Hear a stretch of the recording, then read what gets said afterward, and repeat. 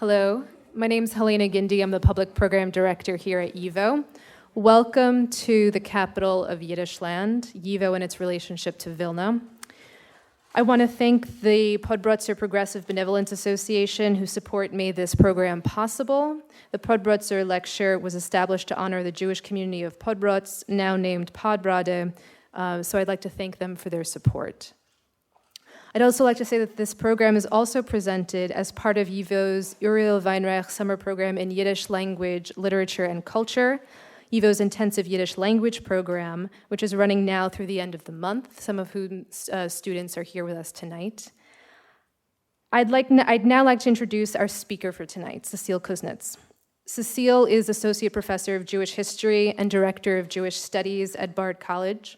She received her PhD in Modern Jewish History from Stanford University and previously taught at Georgetown University. She has held fellowships at the U.S. Holocaust Memorial Museum, the Oxford Center for Hebrew and Jewish Studies, and the Center for Advanced Judaic Studies at the University of Pennsylvania. In summer 2013, she was a visiting scholar at Vilnius University. She is also the author of several articles on the history of the YIVO Institute for Jewish Research, the Jewish community of Vilna, and the field of Yiddish studies. Her book on Yiddish scholarship between two world wars, titled YIVO and the Making of Modern Jewish Culture, was released this year by Cambridge University Press. Please help me in welcoming Cecile tonight.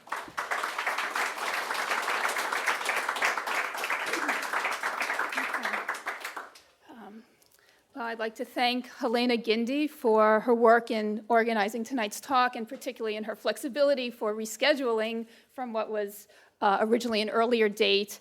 And of course, I'd like to thank the Podbrodzer Landsmannschaft for making tonight's lecture possible. Is there anyone here from the Landsmannschaft? Any Landsmen? Podbrodzer Landsmen there? Okay, well, we thank them in absentia. And of course, I thank all of you for coming.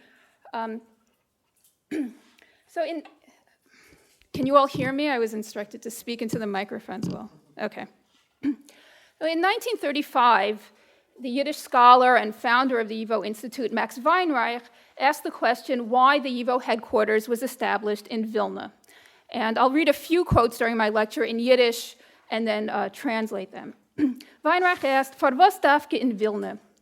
Nicht einmal ist mir ausgekommen zu hören die Frage, für was hat das etwas Davke Vilna solche gewinnt zu dem, als dorten soll stehen der Institut?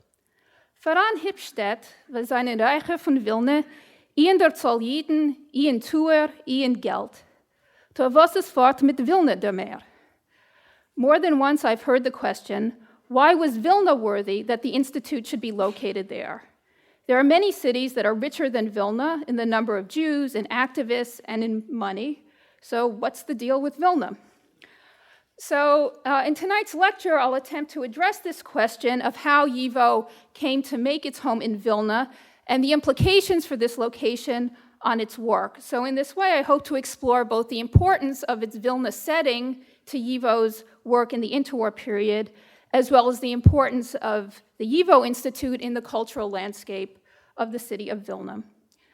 But first, I'd like to start with some general background information on YIVO and its main goals and activities in the pre-war period. I know this may be familiar to some of you, but particularly for the students here tonight, I'd just like to review that YIVO, the Yiddischer Wissenschaftlicher Institut, was founded in 1925 as the first center for scholarship in Yiddish and about the history and culture of Yiddish-speaking Jewry.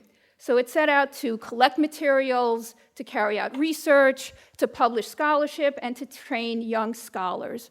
So in this way, it saw itself as serving the functions of a national library, university, and language academy.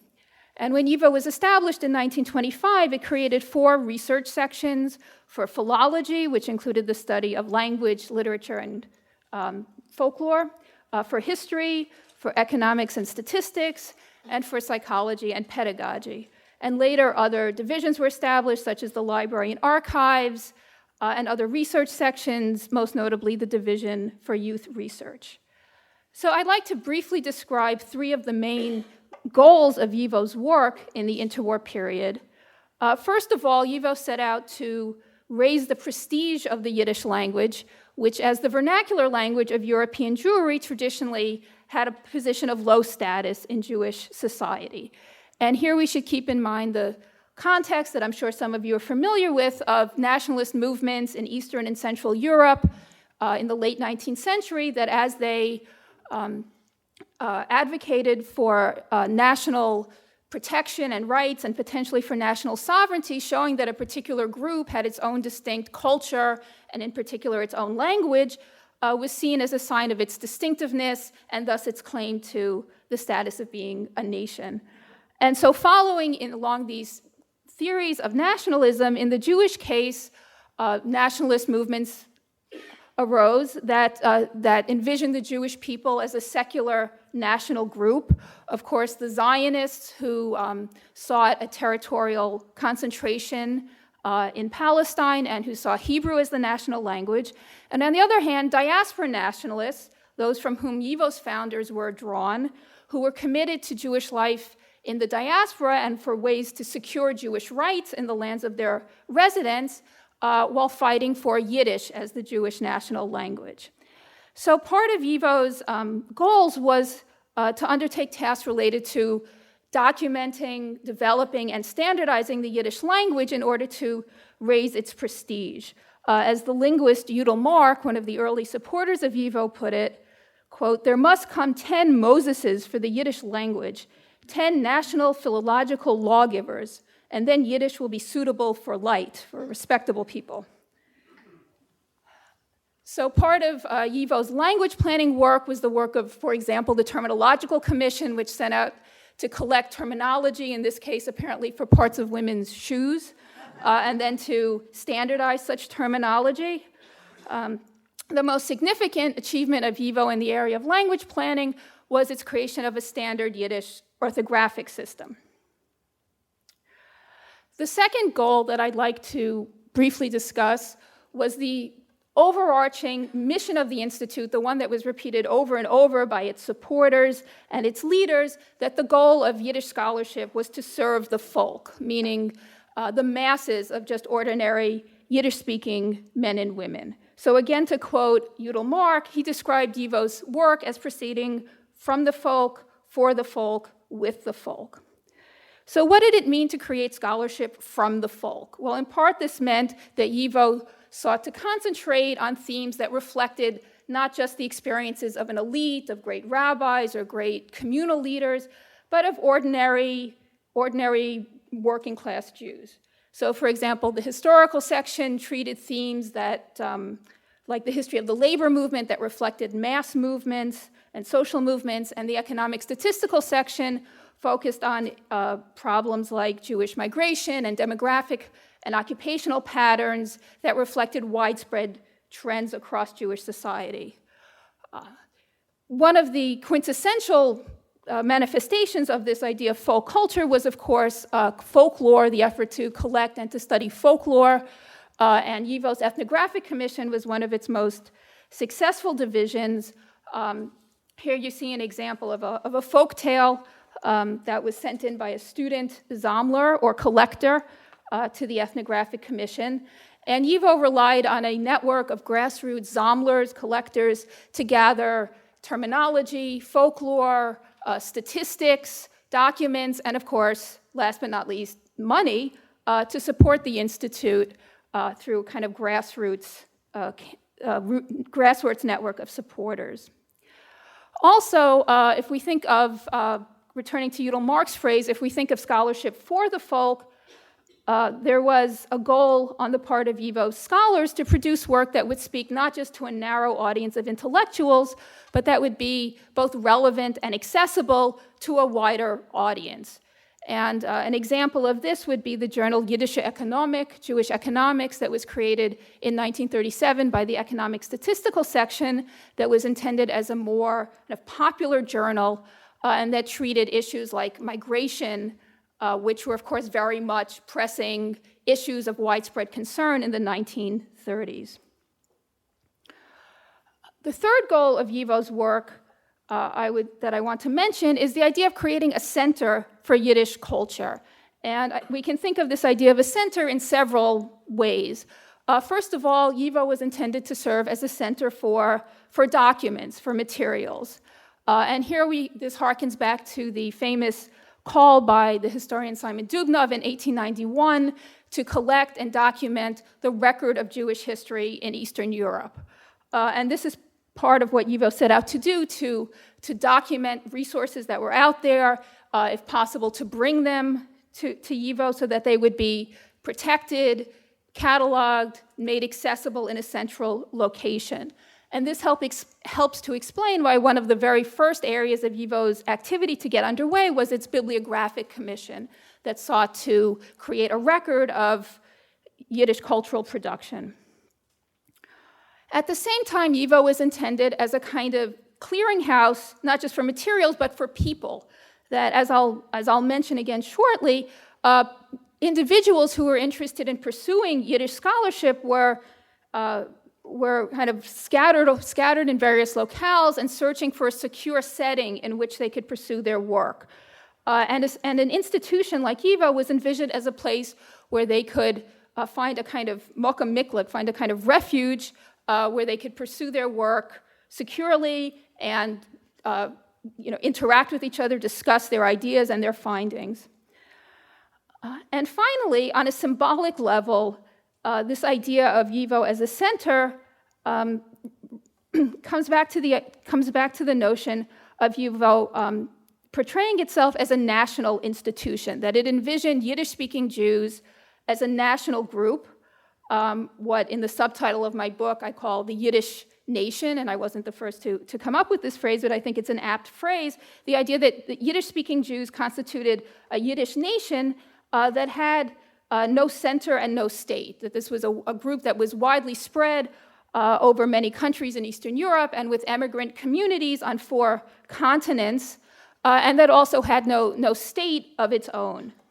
So in this setting, YIVO took on a kind of symbolic importance beyond that we might associate with an institution devoted to scholarship. So for example, one supporter in Riga wrote, quote, "The trouble is that Yiddish-speaking Jews are dispersed to the 4 corners of the earth.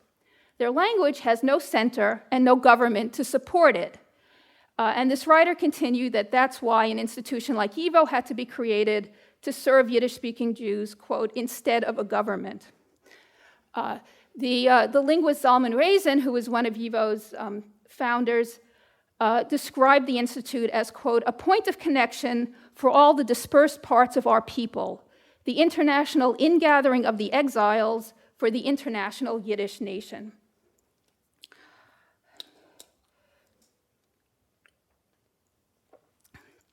So if we think of Yiddish-speaking Jewry in the currently popular jargon as a transnational diaspora, as a widely scattered and dispersed group with no clear center, well, did it have a center? And if so, where would that center be?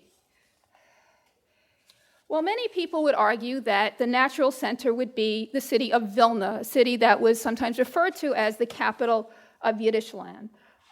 Vilna, again, as some of you I'm sure know already, had a centuries-old reputation as a center of rabbinic learning and scholarship, embodied in the figure of the Vilna Gaon and in the famous yeshivas, such as Ramaila's yeshiva and the Kloisen or study halls. Vilna later became famous as a center of Haskalah, of the Jewish Enlightenment movement, and of Jewish printing in both Yiddish and Hebrew. In the modern period, Vilna became a center of secularly oriented Jewish political and cultural movements. For example, the Jewish Labor Bund, the socialist diaspora nationalist political party, was founded in Vilna in 1897.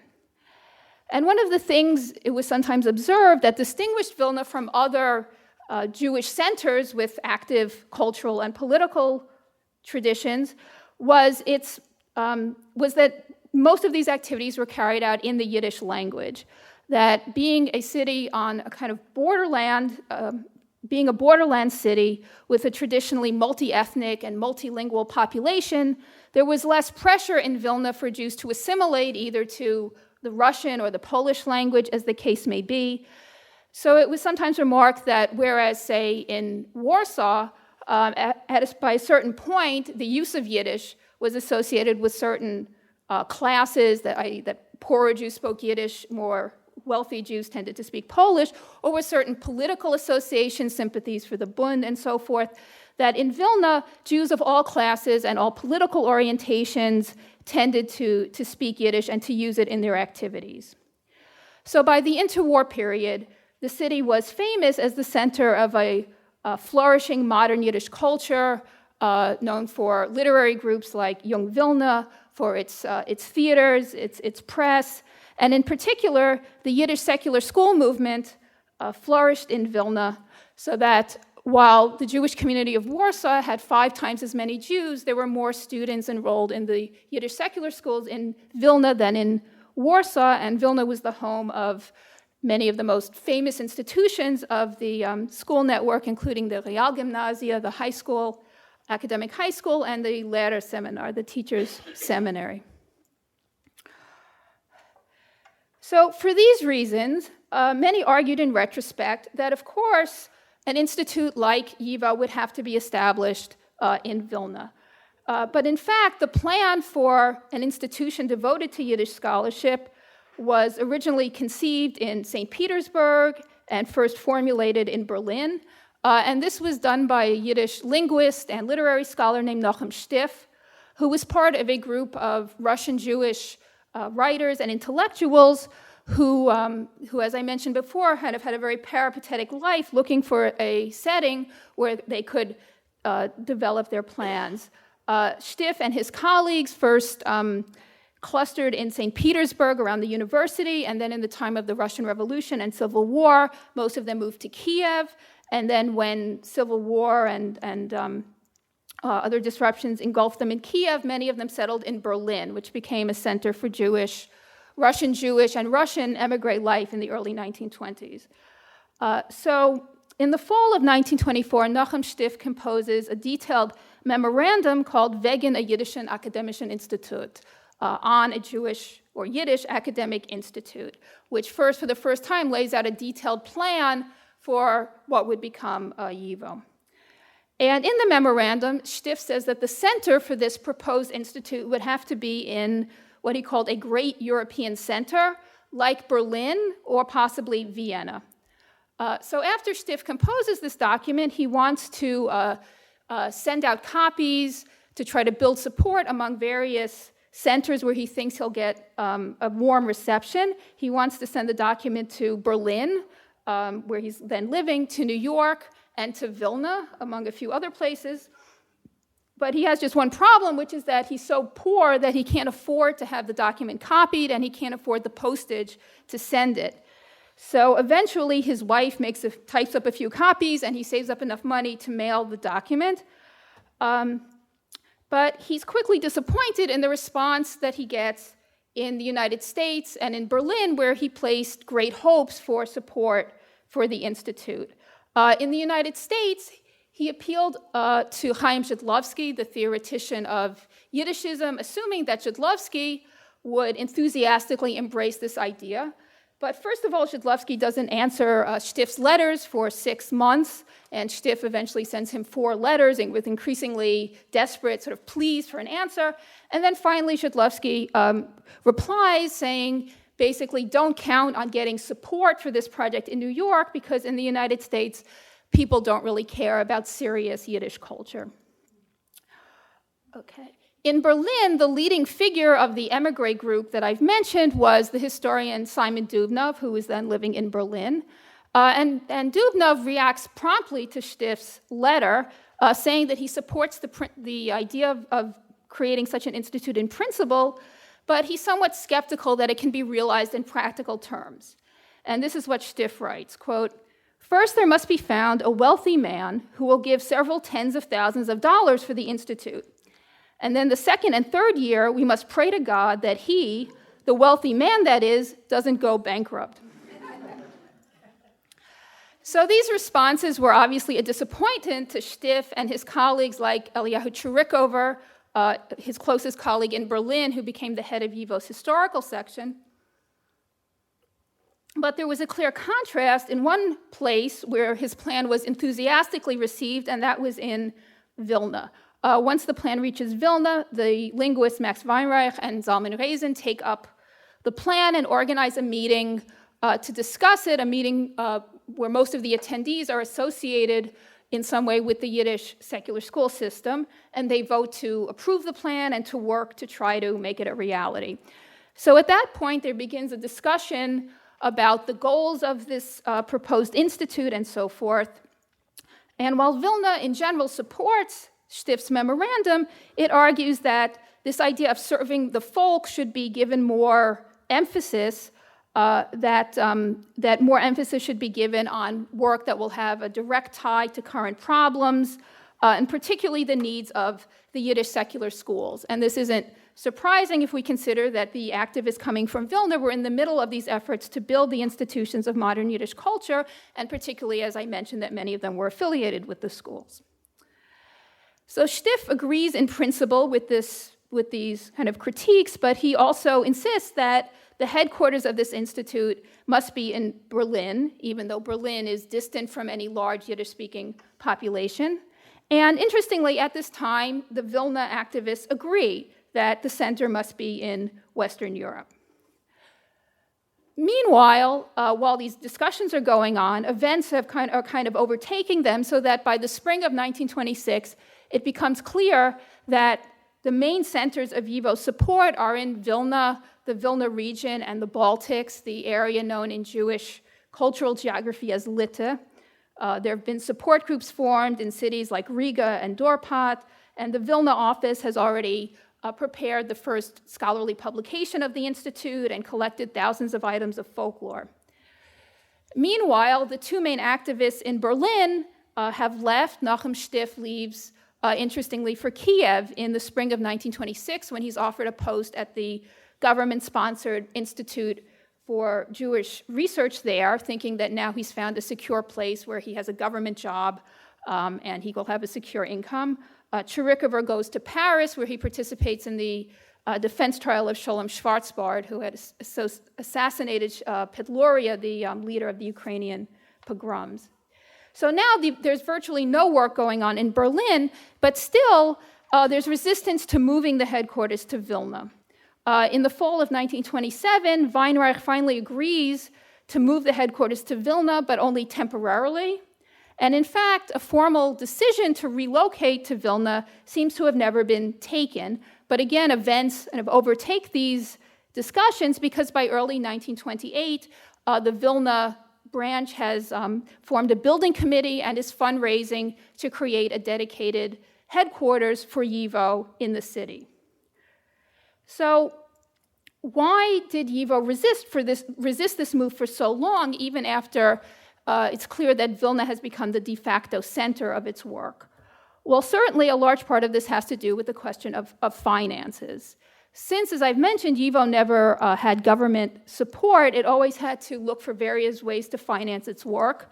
And if Stift and his colleagues originally focused their attention on Germany and on the United States, that was in part because the Jewish communities there were relatively secure and affluent in this period, and he hoped that they could be the backbone of fundraising.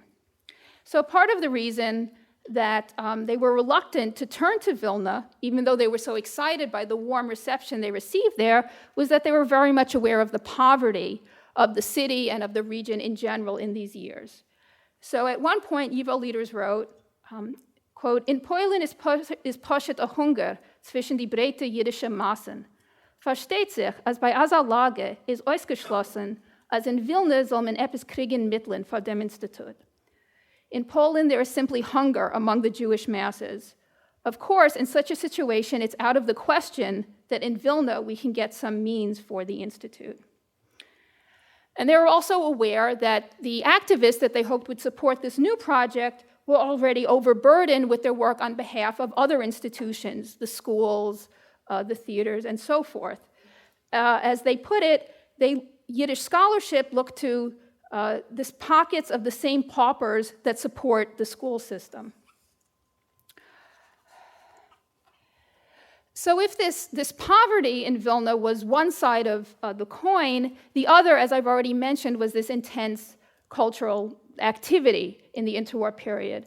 So playing on the rabbinic saying, Ein Kemach, Ein Torah, the journalist Daniel Charney entitled a 1939 article about Vilna, Ein Kemach Yesh Torah. There's no bread, there's no sustenance, there's no money, but there is learning. So by the interwar period, the traditional institutions for which Vilna was renowned, the institutions of rabbinic learning and so forth, were of course still active, if somewhat diminished. And these were centered on the Jewish quarter, the oldest area of settlement in the city, which comprised this triangular area at the heart of the city, and which was centered on the Schulhof, or the synagogue courtyard. Okay. And the most prestigious institutions of traditional Vilna, the Great Synagogue, the Kloisen, the Strashun Library, were located there. And here you can see the Schulhof and the building of the Great Synagogue. So this area, being in the oldest part of the city, was characterized by narrow, winding streets, which were quite crowded and run down and poor by the interwar period, as you can get some sense of from these photos. But at the same time, these narrow, winding streets were quite picturesque, and in particular, several of them famously were spanned by arches that become a kind of ubiquitous symbol of the city.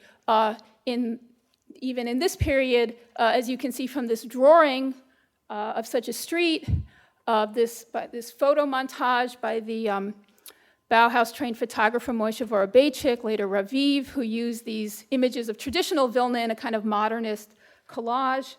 And these arches, as some of you may have noticed, are still kind of ubiquitous as symbols of the city. They appear on the cover of virtually every book about Jewish Vilna that's been published, as well as on this T-shirt that I bought at the Jewish Museum a few years ago. I probably should have ironed it before I photographed it. But as you can see on the right, the logo on the back features the logo of the literary movement Young Vilna, which has the famous curving arch streets as a symbol of old Vilna, with a plant kind of sprouting from it, representing the new young culture then developing. So in contrast to this old Jewish neighborhood that I've described, by the interwar period, many of the more modern, secularly oriented institutions that were developing were housed in a newer part of the city to the west of the city center, a neighborhood known as Polyanka, or as Newtown. This was an area, as you can sort of see from the map, that was characterized by broad, straight streets that were then only partially developed, so there was still greenery and open space. And many Yiddish cultural activists lived there, as well as built their institutions there. So the first home of YIVO was in a building along one of these streets. This is, let's see, this building right here, if you're following. Originally, the first YIVO offices were in the home of Max Weinreich. He lived in one of these buildings, and then YIVO rented larger rooms on the same street. And then when YIVO decided to create its own dedicated building, it did so on an adjacent street. That's this building here with the sort of brown square on the map, where its nearest Jewish neighbor was the playing field of the sports club Maccabi, which was located kind of catty-corner. So here we see the exterior of the YIVO building. Whoops. I think I lost maybe the sports club is in here somewhere. Maybe it'll come up later. But in any case, the YIVO building was set back from the street, so it presented an appearance of kind of spaciousness. It was newly renovated. It was the sort of latest modern technology of the time. And it was surrounded by landscaped grounds, which many observers commented on, and which you can see were kind of emphasized in this painting of the building, which was entitled Our Garden in Vilna.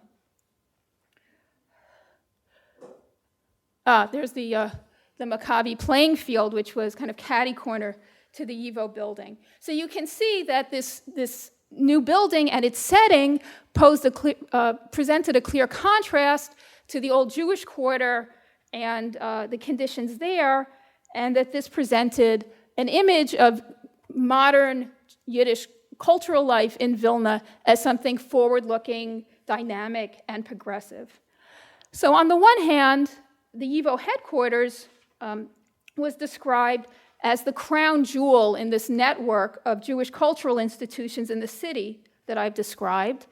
And on the other hand, it was seen as the center of this worldwide network of Yiddish-speaking Jews, the Yiddish Nation that extended, throughout the diaspora. And this kind of a dual image as both a local landmark and the symbol of an international movement was encapsulated in one of the prominent features of the building when one entered in the first floor vestibule. If you can see there, on the first floor landing, there was a large map of the world labeled in Yiddish and labeled to indicate the sites of YIVO activity throughout the world. So I'll just read here a quote from a staff member shortly after the building's opening. Quote, "On the broad stairs, the visitors consider the large map of the world with the pins stuck into cities.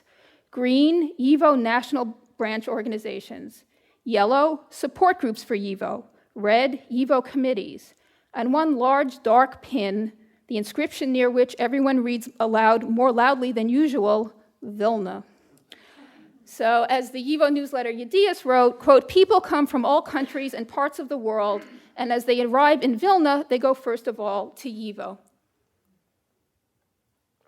So this idea, again, that YIVO was both a local institution and an international symbol led one speaker at YIVO's 1935 World Convention to say that if Vilna was the capital of Yiddishland, then the YIVO headquarters was the closest that Yiddish-speaking Jews had to a capital building.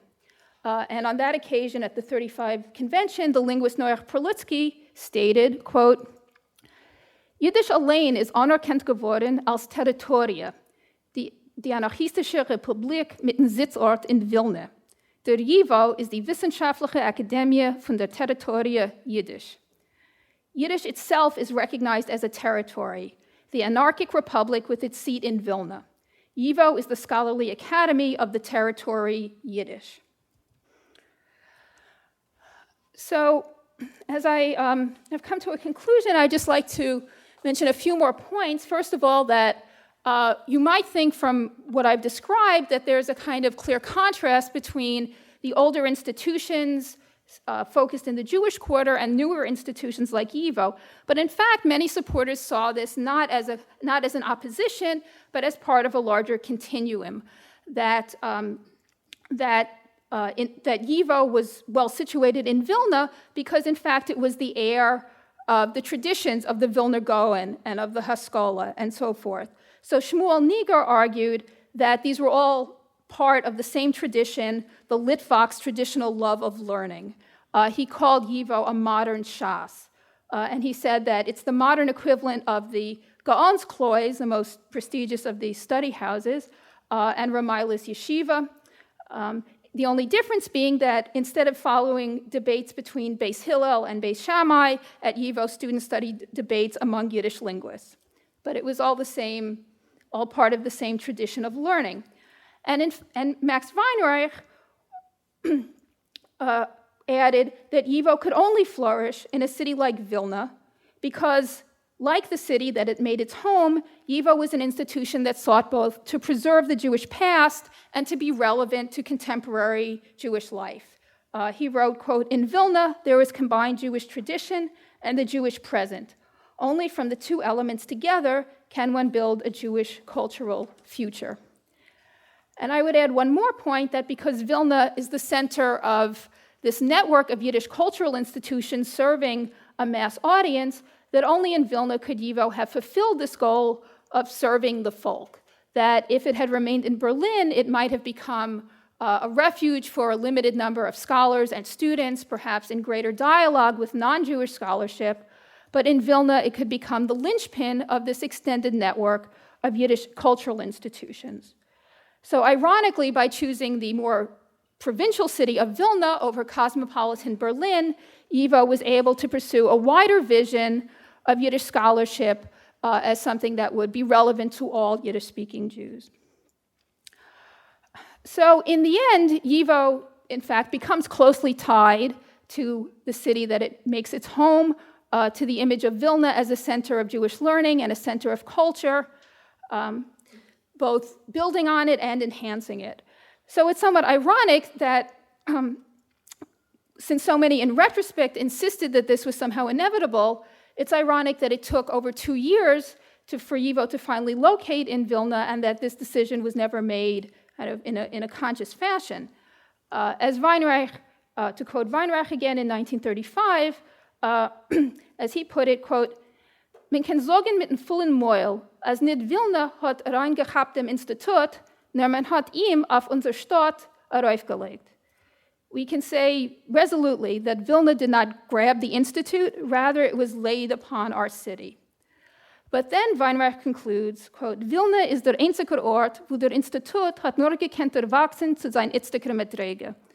Vilna is the only place where the institute could grow to its present level. So in the end, we might say the fact that YIVO found its home in Vilna, despite the reservations that I've described, proves in the end that it was a bescherter Zivig, a fated match. Okay. Thank you very much.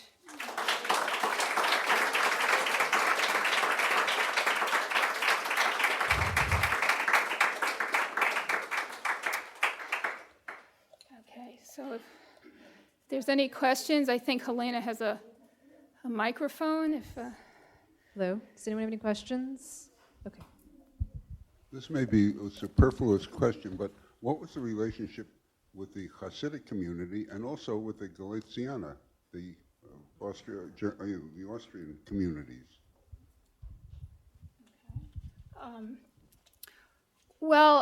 As you might know, one of the characteristics of Vilna was also that it didn't have a large Hasidic population, that it was the center of the Misnagdic movement that was opposed to Hasidim. But I'll take your question a little more broadly in terms of YIVO's relationship to Orthodox Jewry, if I may. And it's a very interesting and complicated question because on the one hand, YIVO saw as its mission to document all elements of Jewish folk culture, traditional Jewish society, and Jewish history, including, of course, a lot of elements of religious customs and religious traditions. So, for example, its folklore collection efforts focused on the Jewish holidays and, of course, brought up a lot of traditional folk practices that would be practiced by Hasidim, for example. But at the same time, as a secular institution, they felt very ambivalent about kind of contemporary, what today we would call contemporary Orthodox life, that they saw it more as a kind of a remnant of a way of life that was on the decline and that they felt a responsibility to document, but that didn't really fit within their kind of contemporary worldview, I would say. And your second question, there was YIVO supporters from all different regions in Eastern Europe, including Galicia, but particularly interesting is that in the historical section, there was a group of younger historians based in Warsaw, but many of them with roots in Galicia, like Emanuel Ringelblum, who participated in the work of YIVO's historical section. So there was kind of a particular strain, let's say, of YIVO scholarship that sort of found its roots in Galicia, and that that particularly came out, I think, in its historical work. Did somebody else have a question? Yeah. Do you want to? I just came back from the Baltic. Oh, sorry. I just came back from the Baltic states, and in Vilna, is there still a YIVO there? Because Jewish life is, I was told there are about 300 or 400 Jews left in Vilna. It's all in his, is that accurate? I mean, it's all really very much in the past. I myself was in Vilna this spring, and there is an active Jewish community. It's estimated there's several thousand Jews in Lithuania. Most of them are in Vilna. There's some in Kovno. I don't know the latest sort of figures. Of course, it's only a shadow of what I've described from the pre-war period, but there's an active Jewish community center. I myself gave a lecture there at the Jewish Community Center. There's a Jewish school. There are Jewish cultural institutions. There's a couple of Jewish museums.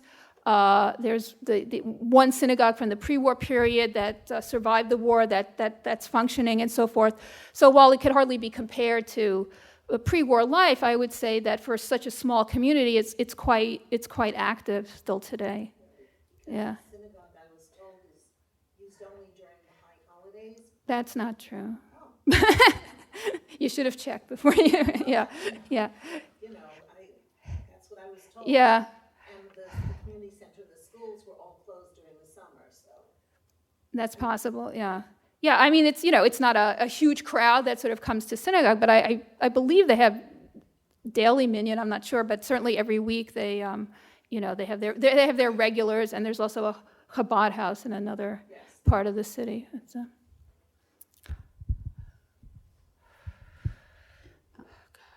Thank you for your lecture. There was when you spoke about the terminological committee and the work to standardize the language, which was in the 1938, I think the picture said. I think it was in the 1930s. There's no exact date for that picture. But, A question came up in my mind. Was there a parallel timeline with the standardization of modern Hebrew going on in Palestine at that time? That's a very good question. I don't know. Would anyone here like to answer that? I don't know when question? that took place. The standardization of modern Hebrew. I thought it was in the 30s, Yeah. so or maybe the 20s. Yeah, so that was a fascinating thought to me. Yeah, I mean, unfortunately, I can't answer your question in detail. I'm unfortunately not equipped to do that, but I would just say that it's interesting to note that while Yiddish as a vernacular language had to develop new kind of registers of the language to do things like write scholarly articles in Yiddish, right, which was kind of a new idea, not to mention to conduct schools where every subject was taught in Yiddish, from geography to physics to Jewish history. The process of standardizing and creating modern Hebrew was somewhat the opposite, right? That as a language of scholarship that wasn't a spoken language, it had to create a vernacular register so that people could talk about modern inventions, as well as just more colloquial kind of everyday situations, which Hebrew had not been used for close to 2,000 years. So they both underwent kind of parallel, similar, in some ways similar, but in some ways opposite processes as part of these national revival movements.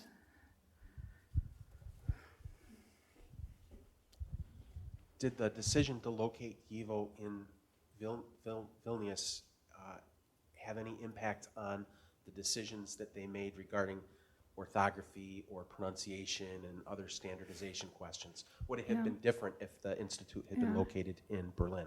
Right. Certainly the critics of the institute always charged that when YIVO standardized the language, that it showed a bias towards the Lithuanian dialect of Yiddish, which was one of the three main dialects of Eastern Yiddish, but which had the smallest number of speakers. So there was always something of a tension between what was seen as a kind of elitism of the Vilna, Litvish-speaking, leaders of YIVO and scholars of YIVO, and the more numerous supporters from Galicia or from Ukraine who spoke a different dialect. So the standard Yiddish that the students who are studying Yiddish this summer, the standard, what's known as Klal Yiddish that they're learning, is not identical to the Lithuanian dialect, but of the main dialects, it's sort of the closest to that, and that was sometimes seen as a kind of influence of the local Vilna, kind of patriotism of the local Vilna region. Yeah.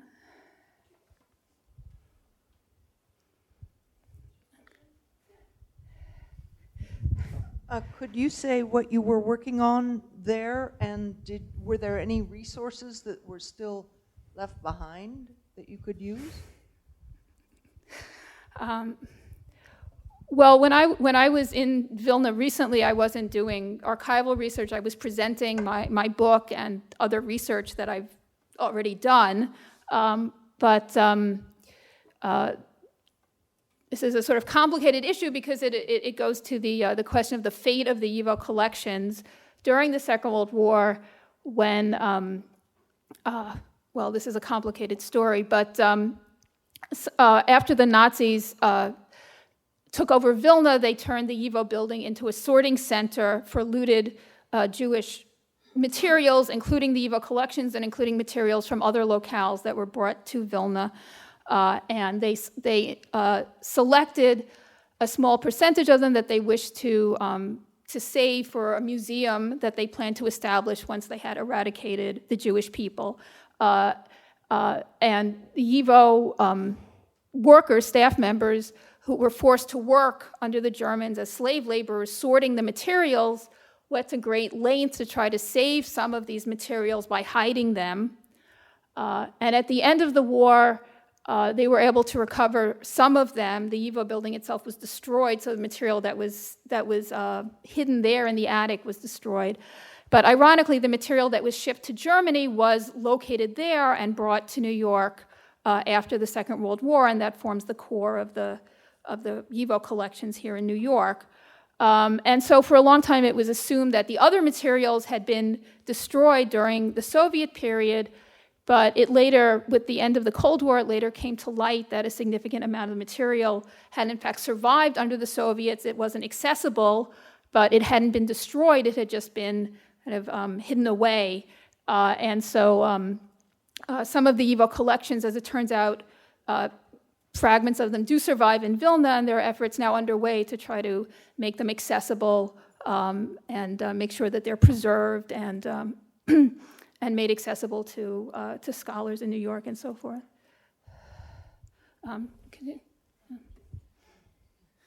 I know this wasn't the focus of your talk, but you mentioned the Zomlers, and my archival colleagues and I were musing today about how the Zomlers did their work and what their archival kind of intentions and processes were. So I was wondering if you know anything about that and can share sort of their collecting practices with us. Well, the collectors, the Zomlers, as I indicated, they didn't have any training. They were just kind of ordinary volunteers who just had a great deal of enthusiasm for gathering material. And so YIVO published in its newsletters and in other venues, published kind of instructions, published questionnaires telling people what to go out and collect, what questions to go and ask of people in their hometowns in a kind of haphazard way. And as time went on, they eventually published more kinds of formal instructions.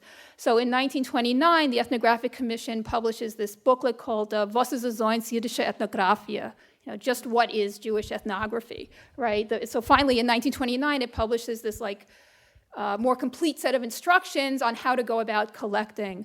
The historical section with time also comes to rely on these Zomlers more and more, not just telling them, go try to find if there's any really old documents in your town, but actually asking them to carry out essentially research to write monographs of their own hometowns. And it eventually publishes, I can't remember the exact title, but it publishes a whole booklet that's basically a guide to writing a historical monograph of a Polish town. Everything from identifying sources, evaluating sources, making an outline, to writing the monograph, So it's, so as time went on, sort of more and more effort was made to, let's say, to educate the Zomlers, but also sort of more responsibility was placed on them, not just to simply gather material and send it to YIVO where it would be analyzed to try to make sure they're collecting the right kinds of things, but also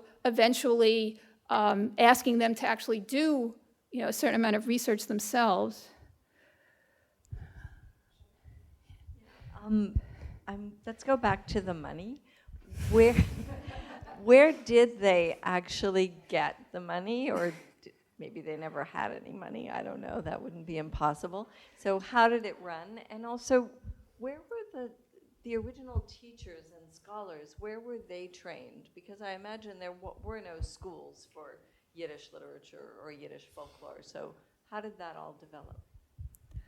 Yes. Well, most of the original founders of YIVO were of a generation when they were autodidacts, more or less. Many of them, as I mentioned, studied in St. Petersburg, but as, usually as externs, as students who weren't enrolled.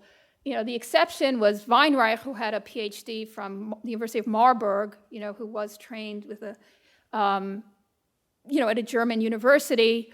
Kalmanovich had a PhD, but a lot of this generation of scholars really didn't have formal training. There wasn't anywhere to get formal training in most cases. This was one of the holes, one of the gaps that YIVO itself sought to fill, particularly when it created its training division, its kind of graduate program, the Aspirantur. Again, an exception of this was in the historical section where Chirikover didn't have a PhD, but some of the younger historians had studied in Warsaw with Meyer Balaban, and they actually, did have doctoral degrees and have formal university training. So that was also a kind of difference in their backgrounds as well as in their, sort of being somewhat younger. They also had the opportunity for that kind of more systematic training. As to the question of finances, and this is a very complicated question, in the end, despite voicing a lot of disappointment that the United States never supported YIVO to the extent that they had hoped, a large chunk of the financing did come from the United States, both from organizations like the Joint Distribution Committee, as well as from individuals.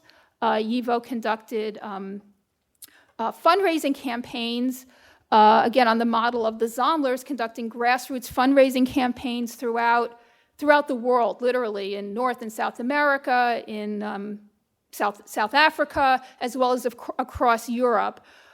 So it did have a large network of supporters who donated money, although most of the individual sums that they could donate were quite small. And interestingly, there were cases where YIVO did get some level of government support that even though, as some of you who have background in this area would know, that under the terms of the minority treaties, Jewish institutions in interwar Poland were entitled to a share of government funds for their cultural and educational work, but they almost never fulfilled the terms of the treaties. But what I found was that YIVO appealed not to national government institutions, but to local city councils throughout Poland, and had a certain amount of success in the 1920s with getting funding from local city councils in Poland, as well as from the organized Jewish communities of various towns and cities in Poland.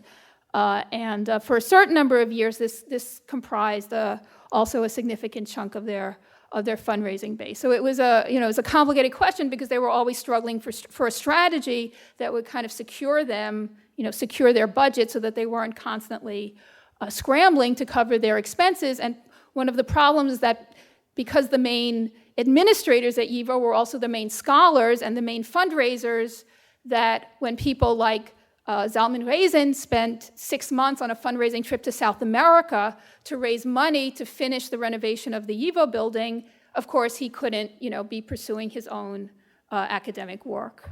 Okay. We have time for a couple of more questions. Was any relationship between YIVO in Vilna and the Hebrew U, which was created at more or less the same time? Mm-hmm. Like when they gathered books, collected books, did they donated some of them to the Hebrew U, particularly to the library? Mm-hmm. Yeah, you're right, of course, that the Hebrew University was founded just a few months apart from YIVO, so it presents a kind of interesting contrast of an institution, so a scholarly institution, a university rooted in kind of Zionist ideology. And YIVO had contacts with various scholars in Palestine, but it didn't have much formal contact with the Hebrew University. I mean, it did try to get all for its library, for its Bibliographic Commission, it did try to get all publications in all languages, not only in Yiddish, so it had publications in Hebrew as well as, any number of other languages. But there were never really let's say, a working relationship formed on an institutional level between YIVO and the Hebrew University. From what I found, I think that perhaps the ideological, kind of tensions were just, too great at that time.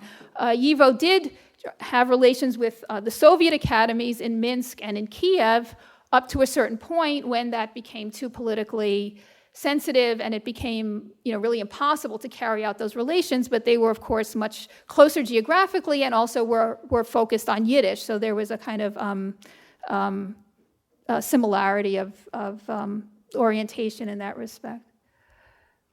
Okay, we're just going to take one last question.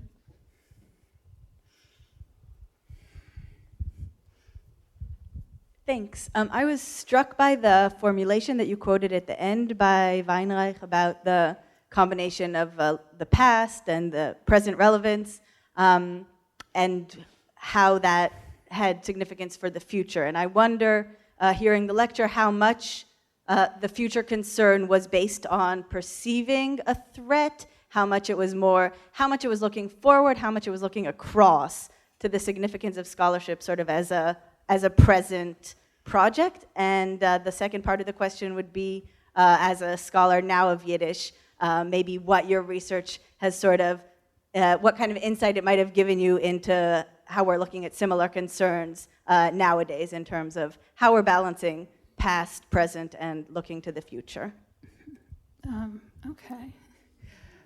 Okay, well, I'll try to address that, yeah.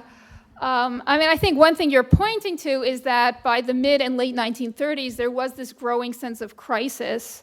Of course, nobody could foresee something like the Holocaust, and, I would, try to warn anyone, against this kind of backshadowing. But of course, it's clear that with the economic crisis in Poland and the increasingly rightward turn of the political landscape, not to mention, of course, the rise of Hitler in Germany, right, that there was this growing sense that that young Jews in Eastern Europe, had limited kind of job prospects, limited professional prospects, and there was, a large debate on the Jewish street about how to sort of address these problems.